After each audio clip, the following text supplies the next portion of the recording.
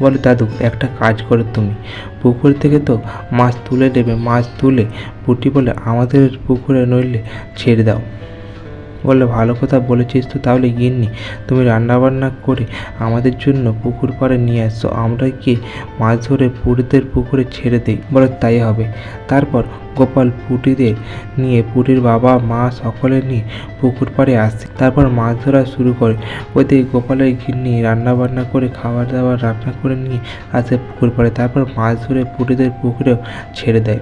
আর বটা ওদের রতঞ্জলের বাড়ি থেকে লুকিয়ে হাঁড়ি চুরি করে নিয়ে চলে আসে। পরের দিন সকাল হতেই রাজসভা শুরু হতে অমনি রতঞ্জলি এসে বলে, রাজামশাই রাজামশাই আমার বিচার চাই রাজামশাই।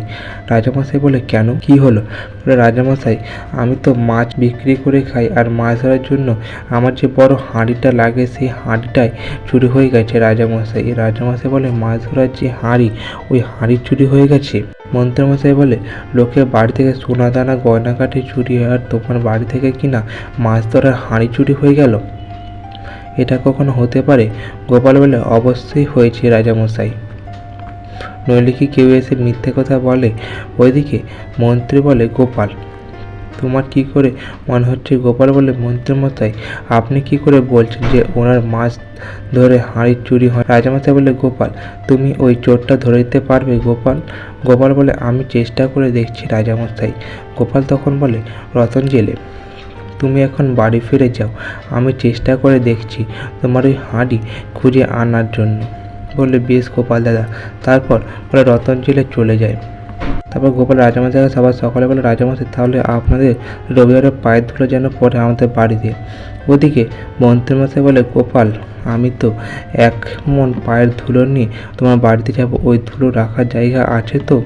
গোপাল বলে, ধুলো রাখার জায়গা না থাকলে আপনার মাথা আছে, কিন্তু পায়ে কাদা ভর্তি করে আবার আনবেন না, তাহলে কিন্তু বাইরে বসিয়ে রাখবো। তারপর সবার শেষ হতেই যে আর বাড়ি চলে যায়। রাত্রিবেলা হতেই মন্ত্রীমশাই বটাকটার সাথে দেখা করে, ওদেরকে আবার অগ্রিম টাকা দিয়ে দেয়।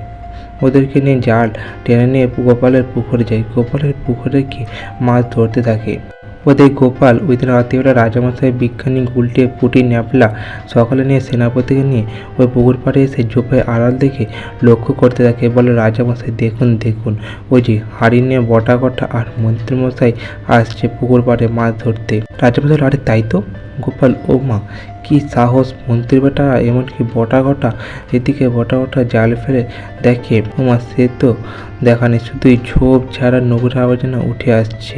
বলে, মন্ত্রীমশাই এ তো গোপালের পুকুর থেকে তো শুধু আবর্জনা উঠছে, একটাও তো মাছ দেখতে পাচ্ছি না, তার জন্য কিন্তু আবার অগ্রিম লাগবে এই আবর্জনা তুলতে গেলে। মন্ত্রীমশাই বলে, এইরূপ করিস না রে, নইলে তো আমি পথে বসবো রে। অমন সময় গোপাল আর রাজামশাই সবার সকলে বেরিয়ে এসে বলে, মন্ত্রীমশাই আপনাকে আর পথে বসতে হবে না, আপনি আবার জেলের মধ্যেই বসবেন। মন্ত্রীমশাই বলে, এ কি গোপাল? রাজামশাই আপনারা বটাকটা বলে, এই চল পালিয়ে যাই। অমনি বলে বটাকটা ওখান থেকে ছুট দিয়ে পালিয়ে যায়।